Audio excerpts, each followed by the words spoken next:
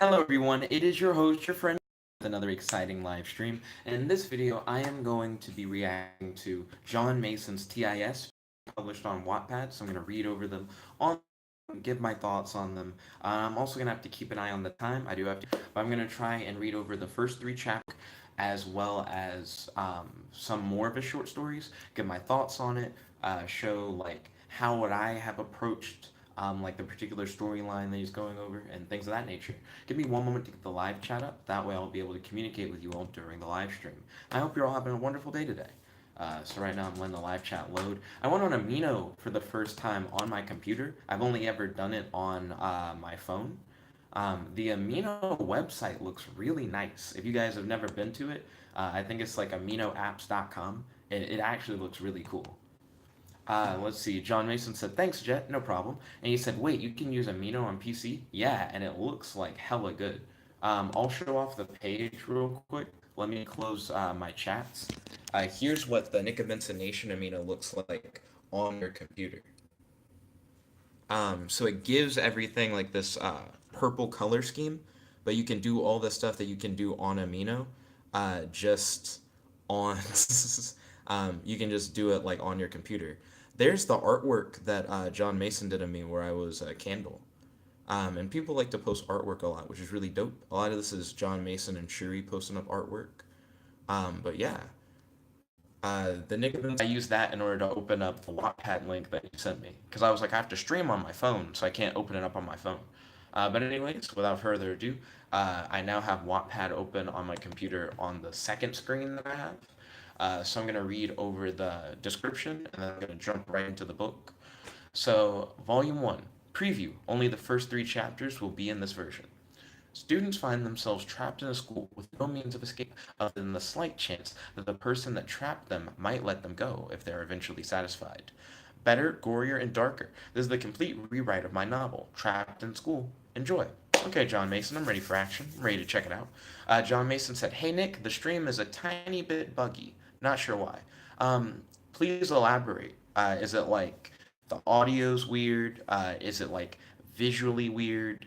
And if there's any way to fix it, I can like try to fix it. I just need to know what you mean by it's like a tad bit buggy. Let me make sure my that helps it. He says the audio and video are a bit buggy. Okay, give me now that the Wi-Fi's on, that should help fix it. Okay, so now my Wi-Fi's on. Let me scroll up. It says the stream status is bad when it comes to resolution. But let's give it some time now that the Wi-Fi is on, and tell me if you guys notice any improvements in audio and video, since we should have a tighter internet connection going. Okay, so I just read over the description for his book. He said, "Thanks, it's already getting better." Okay, ballin'. A lot of times when I walk around campus, I cut my Wi-Fi off, mainly because it's hard to listen to music while you walk around, because as it changes Wi-Fi networks, it'll interrupt your music. So now that I'm back, thank you for reminding me. I've cut on my Wi-Fi, so the connection of the stream should be much clearer, and you guys should be receiving better audio and video. So real quick, since we were having weird audio and video problems, let me read back over the description of Jon Mason's book. His book is called T.I.S. Trapped in School, New Semester, and this is the first three chapter preview. So this is the volume 1 preview that only shows the first three chapters. And the description is, students find themselves trapped in school with no means of escape other than the slight chance that the person that trapped them there might let them go if they're eventually satisfied. Better, gorier, and darker, this is the complete rewrite of his novel, Trapped in School. Enjoy! And the genres are comedy, dark, funny, gore, mystery, slice of life, thriller.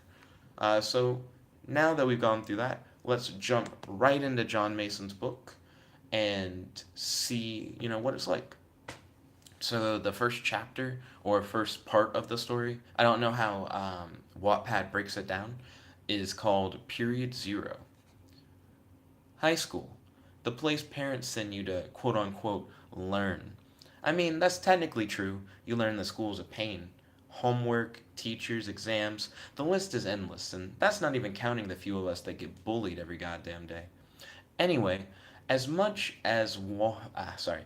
Anyway, as much as we all hate school, it's where this story takes place. I mean, obviously, it's called Trapped in School for a reason.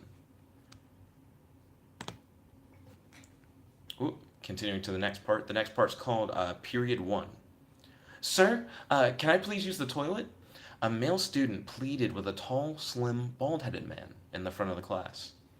As I said, school ends in what?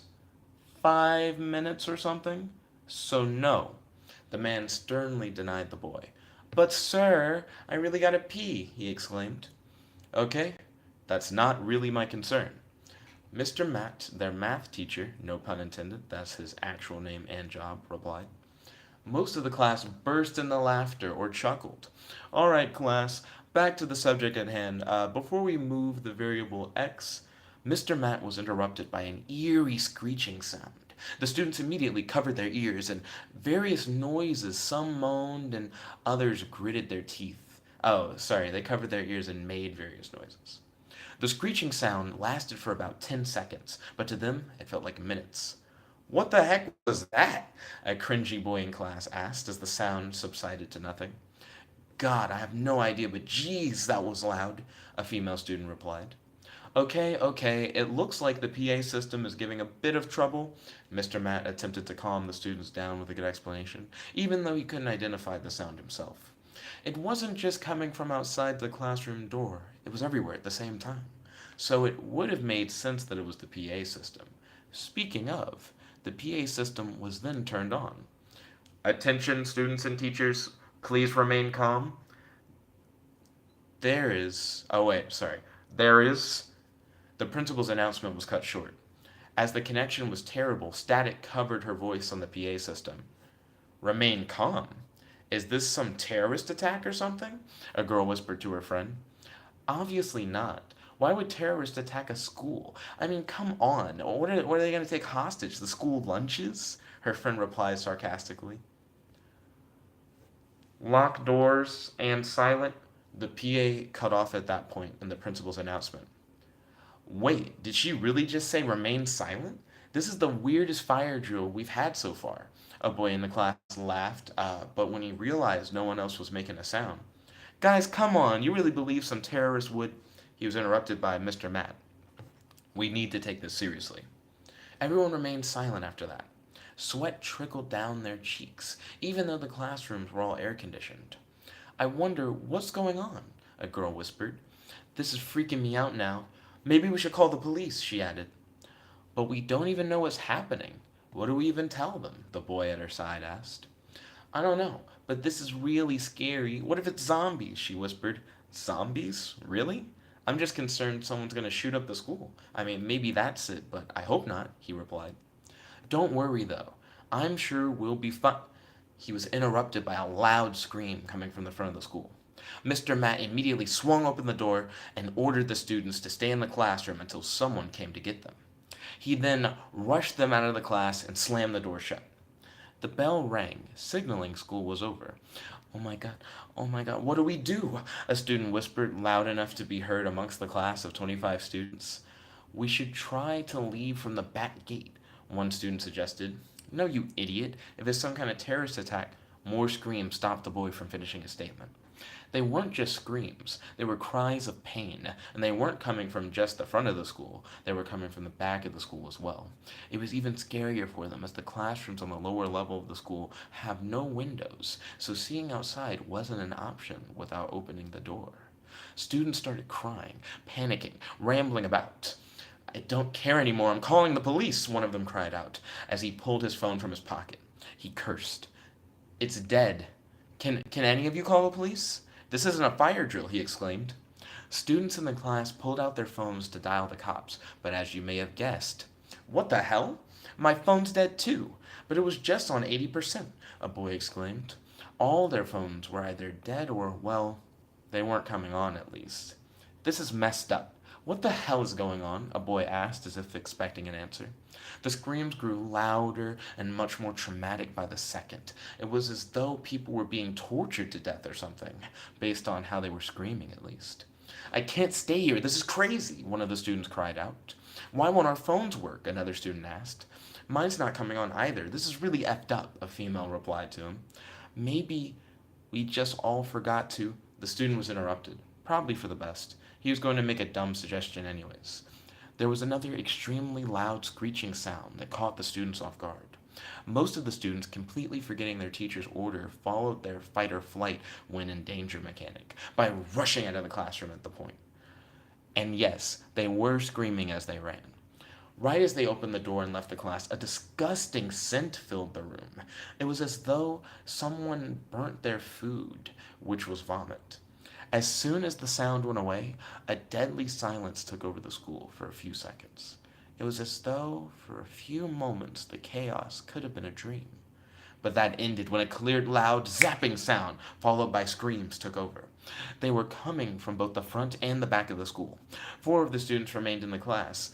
What's that smell? One of them asked as they all covered their noses and mouths. One of the four students got up from where she was seated, deciding that she could no longer take the smell in the overall situation. She picked up her bag and left the classroom, closing the door behind her and ignoring the students inside's suggestions to stay put. The smell was, as expected, much worse outside of the classroom. Students were everywhere. Some were screaming and crying, others were rushing to and from the front and back of the school. No teachers, or rather, no adults overall, were around. The girl that left the classroom just a second ago, Marilyn, rushed to the front of the school, avoiding bumping into other students. It was simply put chaotic outside, and the burnt vomit stench was not helping. Screams and cries grew louder, and the zapping sound became clearer as she made her way to her destination. And not to mention, the smell worsened. Whatever was going on, she knew she'd find answers in the front of the school, the source of all the screams and the smell of burnt vomit. Let's see. Jon Mason said, "Gosh, I seriously love your reading style." Oh, thank you kindly, Jon Mason. Truly appreciate it. Moving on to the next part. Period 2. The quickest way to get to the front of the school from Marilyn's classroom is by passing by the school hall and the principal's office. This is what she decided to do.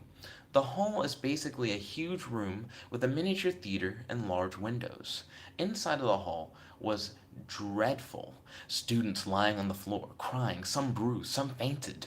What the heck is going on? Marilyn asked herself as she continued to the front of the school. At the point where the front of the school, the source of the screams, cries, and the loud zapping sounds and the smell of burnt vomit was a corner away, Marilyn asked herself if she was sane. The closer she got, the louder the screams, the more she could feel herself losing control of her body. What am I doing?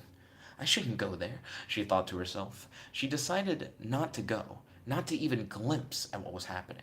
She figured she'd look around the perimeter of the school's border and climb over the gate at some point. Maybe the terrorists wouldn't have caught her if they were forced on only 2 points of the school, or so she thought. She turned around to go back to the classroom, to hopefully convince the others that stayed back to go with her. Suddenly, she felt a harsh thud. She was pushed around the corner to the front of the school by a rushing student. When she came to, a few seconds after being pushed, she was on the ground. Her head ringed. She propped herself up on the ground, but was pushed once again as a crowd of students tried to force their way to and from the front gates. The screams and stench were still very much alive as well. Marilyn was pushed and tugged in various directions as other students rushed from the area. She was eventually able to get up from the ground, but was too short to see what was going on in front of the other students. She, having hit her head too hard, decided to get a closer look. She covered her mouth and nose with one hand and shoved her way through the crowd with the other. As Marilyn finally made her way to the front of the crowd and saw for herself what was causing the other students in the area to scream and cry, and she finally found out what caused the horrific stench. At this point, she lost all sense of reality. She could no longer think clearly, or rather, think at all. Her instincts said run, but her body could not follow through. The screams next to her, even the smell, grew more and more numb by the second.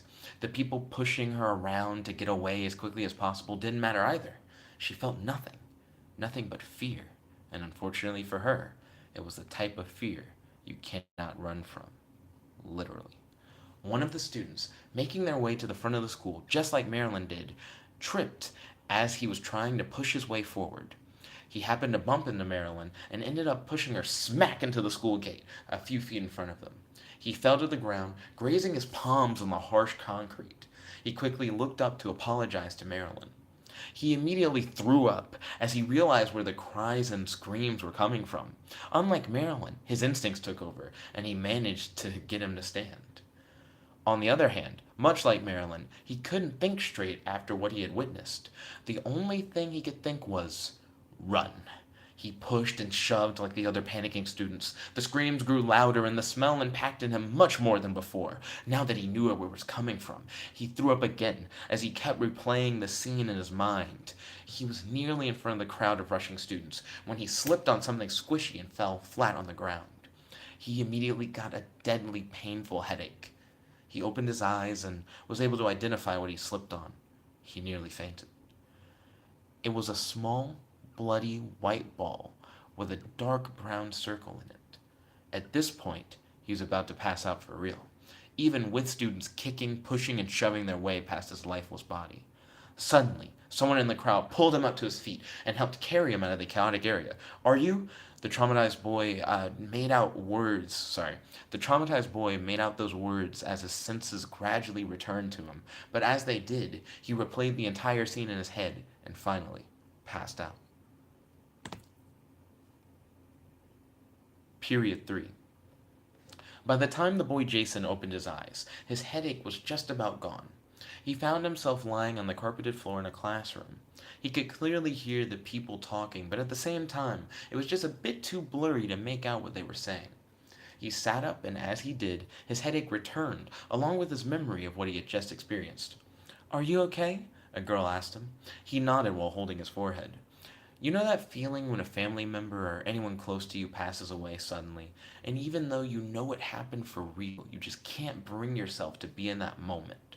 You feel like you're a few steps behind reality?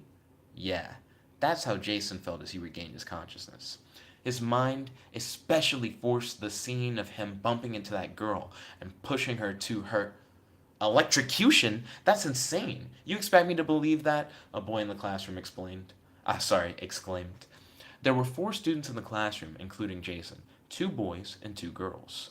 Look, I wouldn't believe it myself if I didn't see it. Heck, ask him. I literally just saved him from there, one of the girls said as she turned to Jason. He remained silent, trying to put his thoughts and memories into place.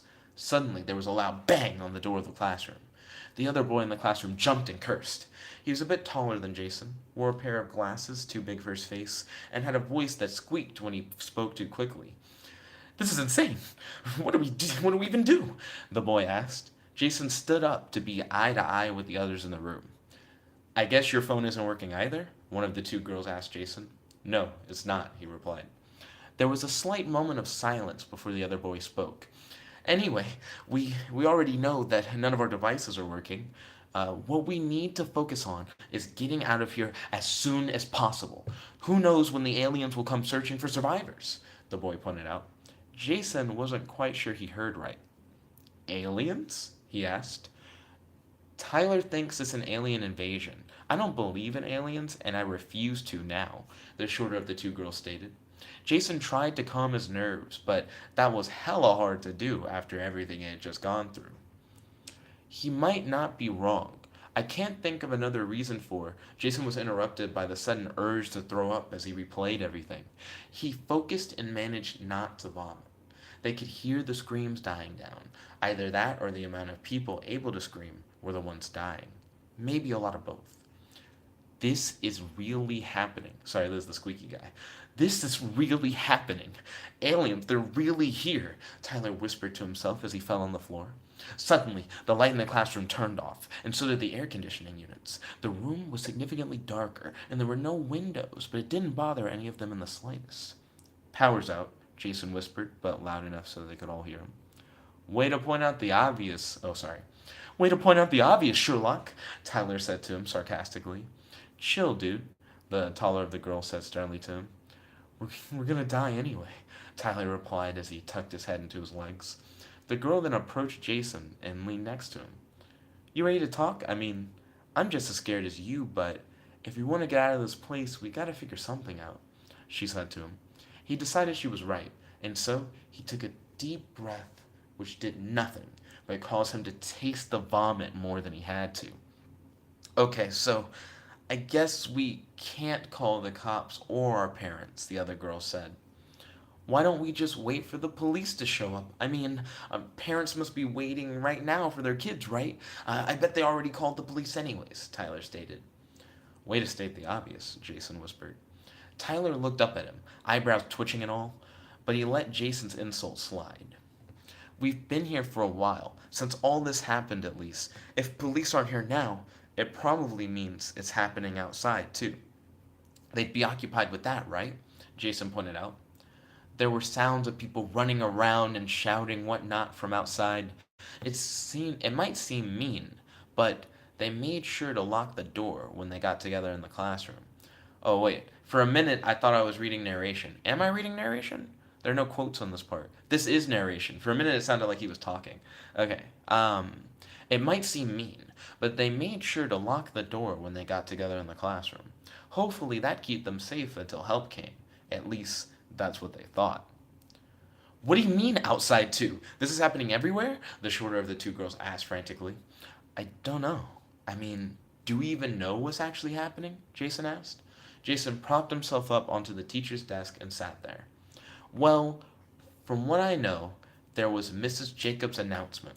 Then some of the students tried to leave, but the gates were locked. Then, when they tried to climb over, well, the girl leaning next to Jason said, he pictured the girl he pushed into the gate by accident earlier. They get electrocuted to death. He finished her sentence. All of the teachers and staff are missing too, Jason added. Is this for real? The other girl, who was now stooping on the floor to Tyler, asked. It's not a dream. I checked, the girl leaning next to Jason said as she showed her right arm. There were bite marks, small cuts, and digs about them. There was an awkward silence for a bit. If we can't climb over the gates and they're locked, what do we do? She asked as she put her arm down. The other girl stopped as she noticed she didn't know any of their names but Tyler's. I'm Tara. Sorry, I forgot we don't know each other since we're in totally different year groups. The girl with the bruised arm said. Um, okay, I'm Rose, and you? She was interrupted by Jason. What time is it? I've been knocked out for a while, I'm guessing, he asked. She was introducing herself, Tyler said from under his breath. Sorry, it's really not looking good for us if the police aren't here yet. I wonder if it's really some sort of alien invasion, Jason replied. It can't be aliens, aliens don't exist, and that doesn't explain why the gates electrocute people, Tara replied. I guess, well, I'm Jason, by the way, and well, to be honest, I believe aliens exist, but I just can't believe any of this, he stated as he let out a deep breath. Sorry, Jason. I'm not sure how long we were stuck here now. You've been out for, well, I'm guessing about 2 hours, Tara answered Jason's previous question. 2 hours?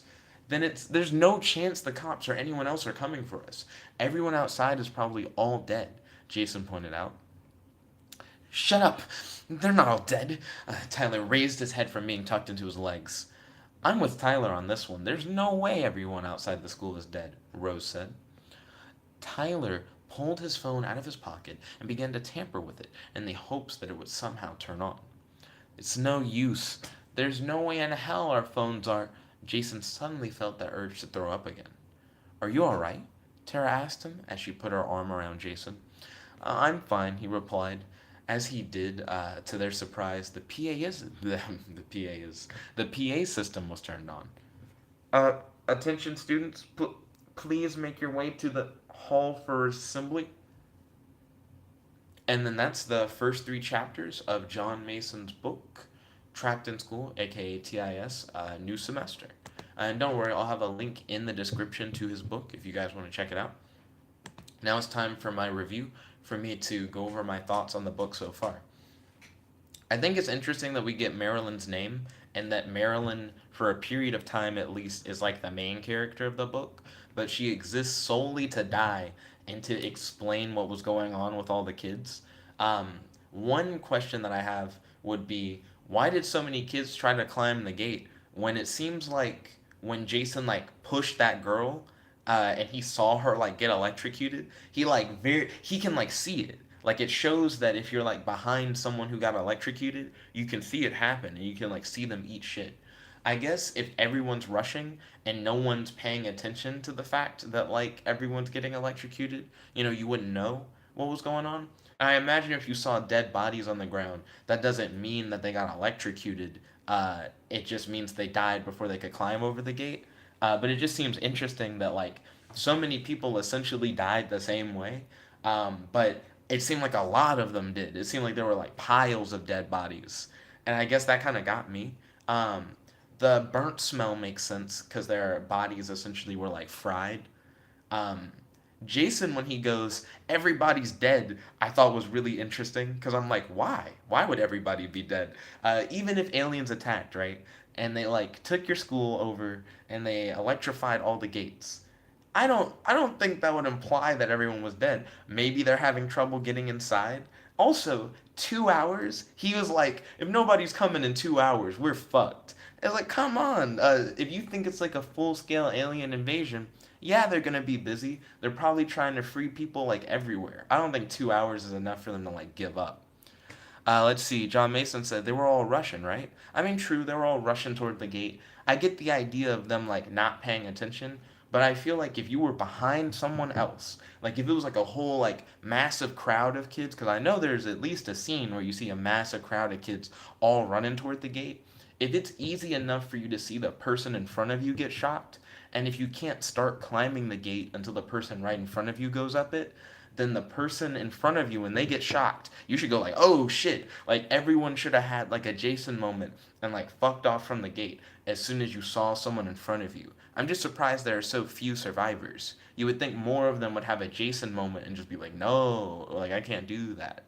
Matt said this seemed very cringy, even jumping in and out. Well, I mean, you didn't get like the full thing, Matt. I recommend that you like actually check it out and like look at it. And then Jon Mason said, right, pretty much that, lol. And he said, oh, it's like that actually. There are a lot of survivors at the moment. Okay, so there are more people. I was thinking the story would just be those four, and I was like, damn, they're like the only people who knew not to grab onto the gate. That seems pretty rough. It's interesting that they locked themselves in a room and that they stayed in that room for 2 hours with Jason.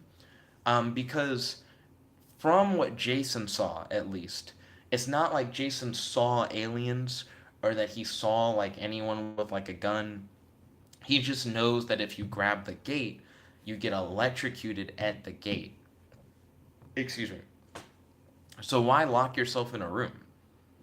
Because even if the gates are electrocuted, well, electrified, if there's like no one inside of the premises, well, not the premises. I mean, I guess it would be the premises. Inside of the premises of the school, like inside of the gate with you, then what's the point of locking the door other than to just leave other students out and possibly make it harder for you to be found? You know what I mean?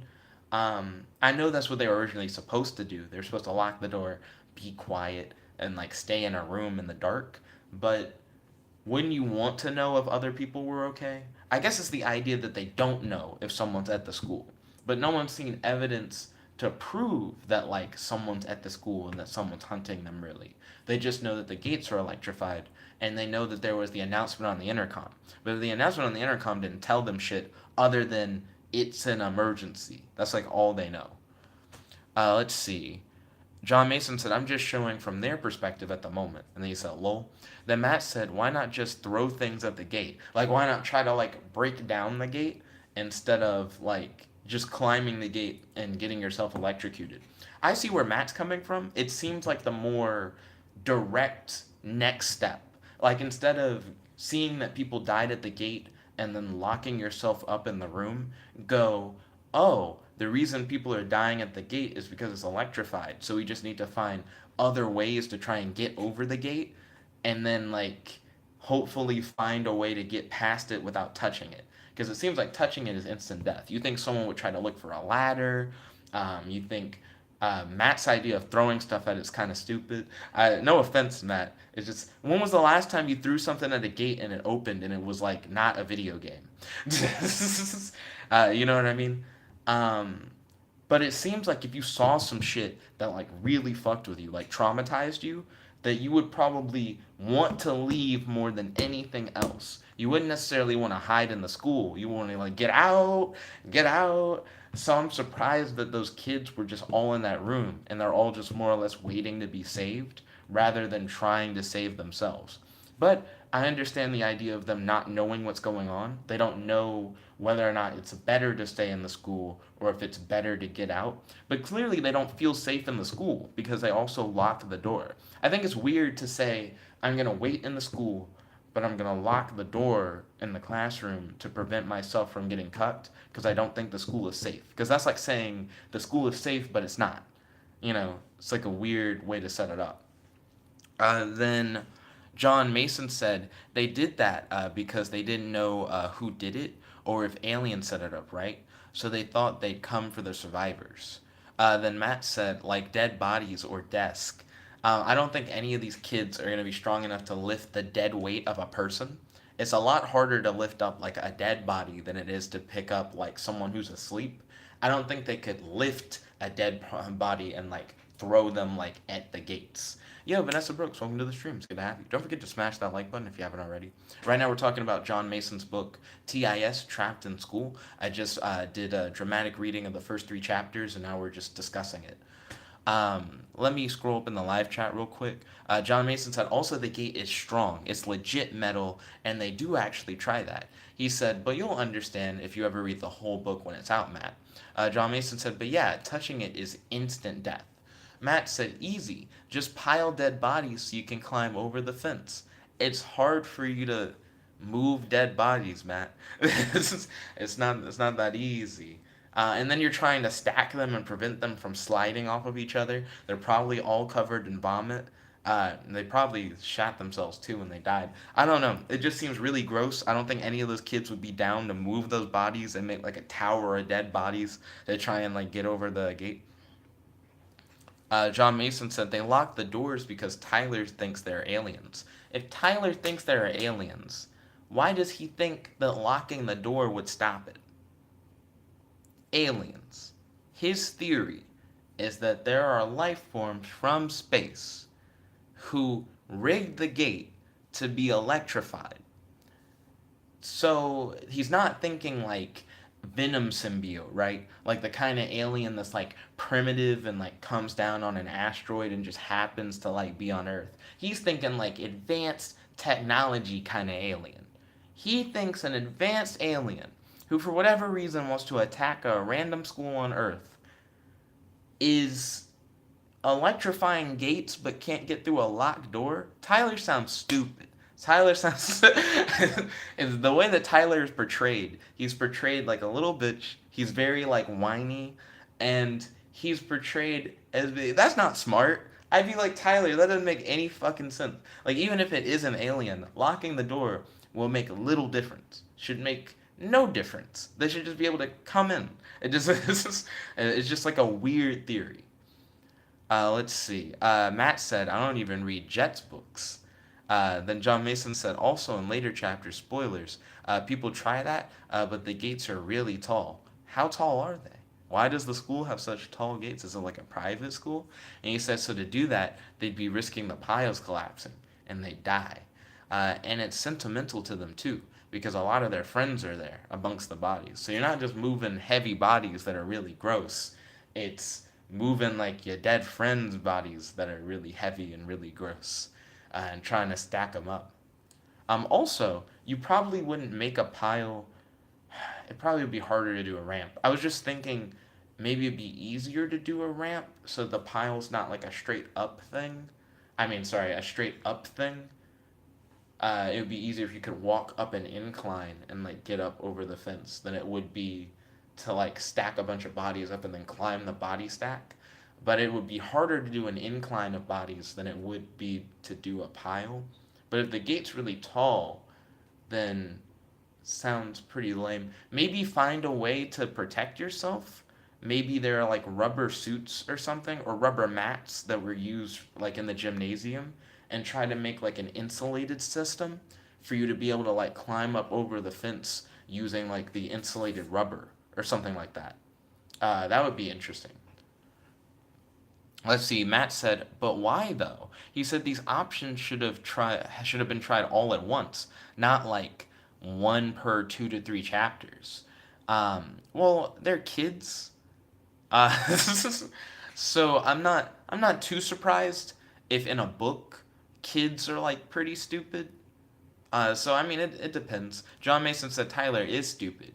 He said he messes them up so much. He says it's based off of my old high school. Then Matt said also, I hope the dead bodies came off as a joke. Desks are way more sturdy, and if the gates were super tall, it would seem obvious that you couldn't climb over it. True. Actually, Matt has a point. If the gate is like so tall that if you tried to stack dead bodies, it would be dangerous for you to get over it, but people were just like, fuck it, I think I could just climb it. Like, even if the gate wasn't electrocuted, it sounds like if you fucked up going over the top, or if you didn't have the stamina to climb all the way up and you fell, that you would take like a nasty injury anyways. Like, it sounds like people who weren't physically fit probably wouldn't even be able to climb up the gate that far in the first place. So, trying to climb the gate like that does sound like a weird idea when you put it in that context. Let's see. Then Jon Mason said, "Oh." Then he said, "Wait, Nick, more spoilers. They would try all that stuff, but." And then Matt said, "Are they all Tyler levels of dumb?" No, clearly they're not all Tyler levels of dumb. If it was that, I think this book would be really weird. Jon Mason said, "Nope." But after experiencing what they did, he said the gate is about 10 feet tall. And then Matt said 10 feet is nothing. Matt is right. 10 feet is nothing. It's actually not that tall. How old are these kids? High school? High school? I'm going to Google average height of a high schooler. We're about to get to the bottom of this. Average height of a high school. I'm going to say high school boy. This is actually really weird to Google, I just realized. Let's say they're like 14 to 15, so like early high school. Why is it in inches? So 64 inches. So let's do 64 divided by 12. So they're about 5'3". So the gate is about twice their height, but you can climb shit twice your height, like no problem. Uh, Length of school climbing rope. Is that like Googleable?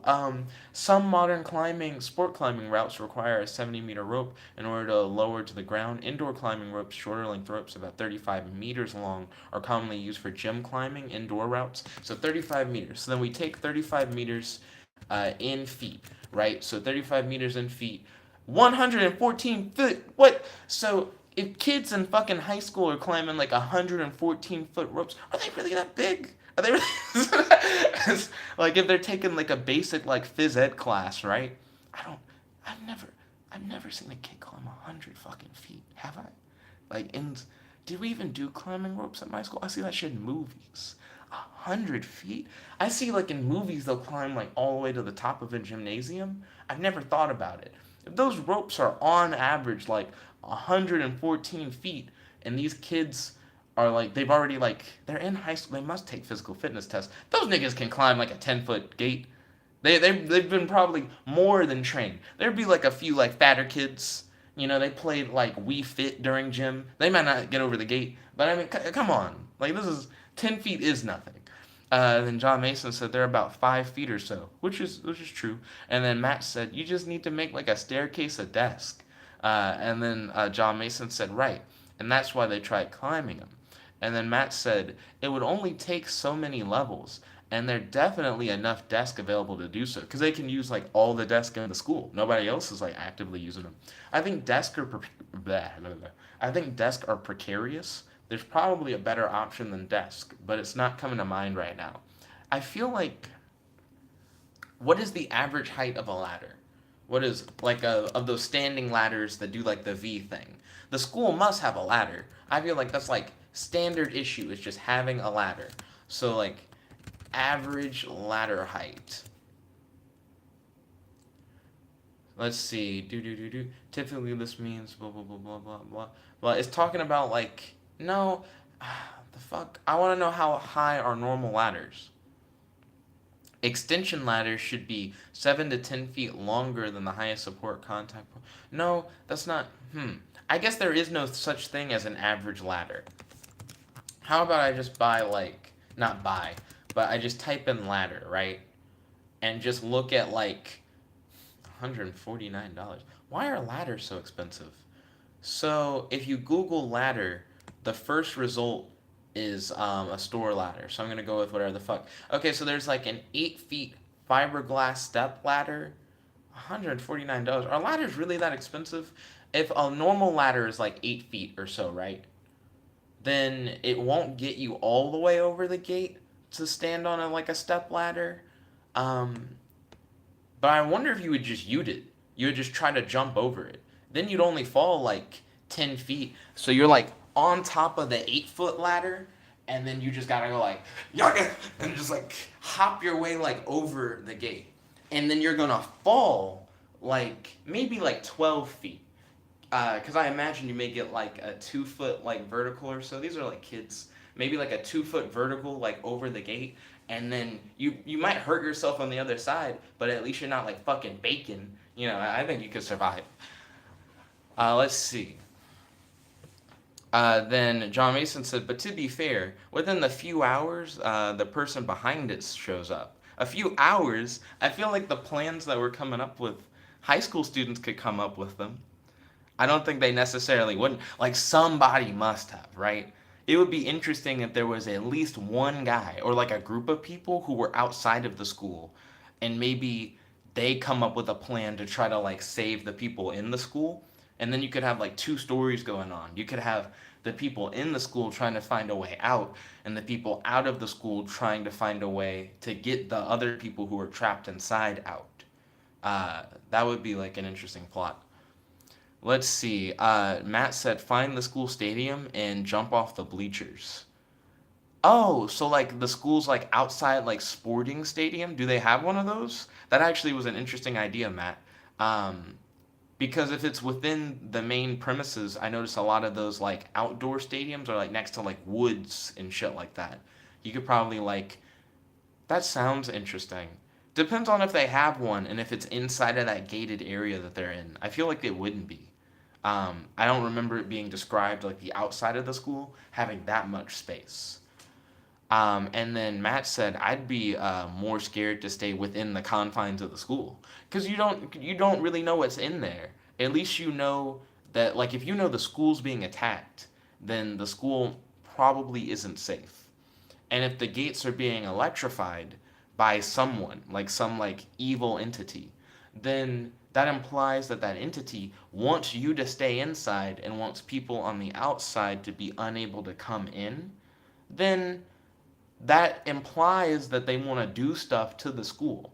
So the school wouldn't be safe. You would want to like get out, just not be in the school anymore.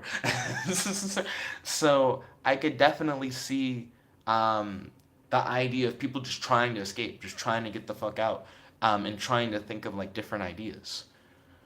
Let's see. Matt said, I already read that. Jon Mason said, and also they're scared to get near the gate at all. Now, after witnessing all the deaths. After witnessing all the deaths, you should be more scared of being in the school. Someone wants you to die. That's why they electrified the fence. Because it's not like they set up the fence to stun you, right? It's not a thing where whoever has you guys captive doesn't want you to die. He set up a trap specifically that kills people. So it's definitely not safe to be in the school. Because if you wanted to like do like a Saw kind of thing where it's like, would you like to play a game? Like kind of shit. You wouldn't set up the fence to where it would kill people. Maybe you'd set it up to where it had a chance of killing you if it like shocked you the right way. But it would be a thing where it would like stun you, and then at least you know, oh, they don't want me to like eat shit and die.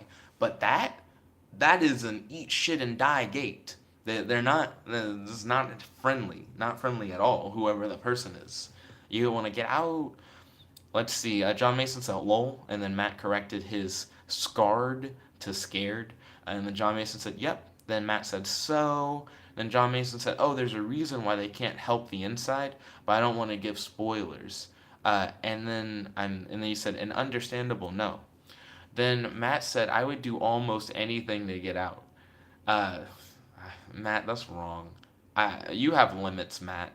You don't even like fruit. You wouldn't eat fruit. Let's see. You don't like vegetables either. Matt, you're a picky person. I don't know if you do anything to get out. You don't even like to do like a lot of like normal stuff, Matt. There's no way. Let's see. Matt said they don't have one. My school is basically based on this one. Wouldn't it be the other way around? Wouldn't it be like the school in the story is based off of the real school? Not that your real school is based off the one in the story. Jon Mason said, and it doesn't have anything expensive. So it doesn't have like an 8 foot ladder. What do you guys do when you need to like paint? Or when you need to like, a kid got a frisbee in a tree? Or um, just any other situation where you need a ladder. I don't know. I don't use ladders enough to think of multiple ladder uses. Excuse me. A teacher needs to set up those fucking ABC ribbons on the wall. You know what I'm talking about. They all have them, at least in high school and shit like that. It's so weird that they stay for so long. We know the damn alphabet. But yeah, that kind of shit. They need ladders. I'm sure if you looked, you could find a ladder somewhere. Let's see. Matt said between desk and ladders, there should be an easy out. Then Jon Mason said, lol. Then Matt said, or we could take those long gym ropes, make grappling hooks, and make rope bridges. So make like a rope bridge from like the top of the school to like the base of the gate. That sounds dangerous as fuck, Matt. I wouldn't do that. I feel like you'd be more likely to die from falling off of that rope. This isn't like a circus school, a niggas who like do tightrope. It wouldn't even be a tightrope. It would be like a limp rope, because there'd be nothing to make sure that it was like taut, unless you got like a really good tie onto something on like the top of the school. That actually seems hella dangerous. That's worse than the fucking gate. If you like tied that, Matt, I'd be like, after you, nigga. Feel free. I feel like you're gonna try to get down the rope, and then you'll either fuck up on the rope, or you'll get to the gate and then realize that you can't like jump off of a limp rope over a gate. Like, I think you'd get to the gate and you'd be like, fuck, I gotta actually get over this part, but there's no way I'm gonna do that, and then you eat shit and you die. Let's see. So let me scroll through. Let's see. So Jon Mason said they don't have those ropes, but yeah, the entity, spoiler alert, is not human. And he said, "Oh right, my bad, lol." He said the last time a ball got in the mango tree, it's still there for the past 5 years. Ha ha. Ha. A ball got stuck in a mango tree and no one got it. Why doesn't anyone climb the mango tree? Does no one want that fucking ball or just a mango? Has no one just climbed that tree and said like, I want fruit, sounds good right now, and just like tried to like get a bite to eat or some shit? Let's see. Jon Mason says it's super tall. The tree is extremely tall. They need to cut down that fucking tree. The kids should cut down the tree and let it fall on the gate so that they can use it like a bridge to go over the gate. That tree sounds like the perfect natural landmass to knock over. I don't know why I said landmass. Like the natural feature to make the tree like fall over onto the gate. And then you said, no, no, I'm talking about in real life, my high school tree and ball. Well, you said the school in the books based off of the high school that you actually go to. Use that tree should be in the book. Use the tree. Tree sounds like a good ass idea. Matt said, or we could up the dumb scale and go into the chemistry class for those cheap chemicals to throw at the gate. Yo, if they made like a bomb to blow up the gate, that actually would be really resourceful. Is Tyler secretly like a chemistry genius? He's like a little bitch on the side, but he's actually like young Reed Richards, getting out those chemicals. If they could like melt the gate bars or like blow up the lock or something like that, that would be hella clutch. Also, it's 2 p.m. Once I get caught up with the live chat, I'm gonna have to end the stream. I gotta get ready for class. Let's see. So Jon Mason said, lol, circus school. Jon Mason said, now the person behind it isn't using science on the gate, Matt. He is not human. He's using his will. He's basically a god. I didn't want to spoil it, but lol. It's super tall. The tree's extremely tall. Then Matt said, yes, but we can throw the chemicals to destroy the gate. Also, we change from the entity being a somewhat scary alien to a horrific god who should be able to do way worse. And then Jon Mason said, no, no, I'm talking about in real life, my high school tree and ball. Excuse me. He said, well, these are high school students, though. They won't know about those chemicals. He said, nope, Tyler is just a lame guy, lol. Matt said, that's why it's dumb. They know enough about science to know about chemical reactions. Yeah, I'm not sure if someone would immediately jump to chemicals. I think people would try to think of like structures first to get over the gate. But chemicals, I think, would be something that maybe someone would think about later. And then Matt said, but not what to use it. So yeah, kids would know about chemical reactions, but they may not know which ones may like blow up like a gate lock or something like that. Even if you blew up the gate lock, you'd have to like get an object to like push the gate because you don't want to touch it because you'll like eat shit and die. Um, but I do like the different like survival scenarios that we've talked about for like how to get out of the school. I'm sorry that I didn't have enough time to read any more of your other short stories, but I did enjoy doing the dramatic reading. I definitely enjoyed talking about it afterwards. I'd definitely be willing to do stuff like this in the future. But thank you all for watching. If you like this video, make sure to smash that like button, favorite, comment, subscribe, and ding ding ding, ring that notification bell to be notified whenever we do these live streams. This is your host, your friend, your boy, Jet Black, the one and only, logging out. Thank you all once again for tuning in. And don't worry, tonight I'm going to do a midnight vlog. Jon Mason said it's cool though. Good luck in class, Nick. Later. Catch you guys later. And thank you for the wish of good luck. I truly appreciate it.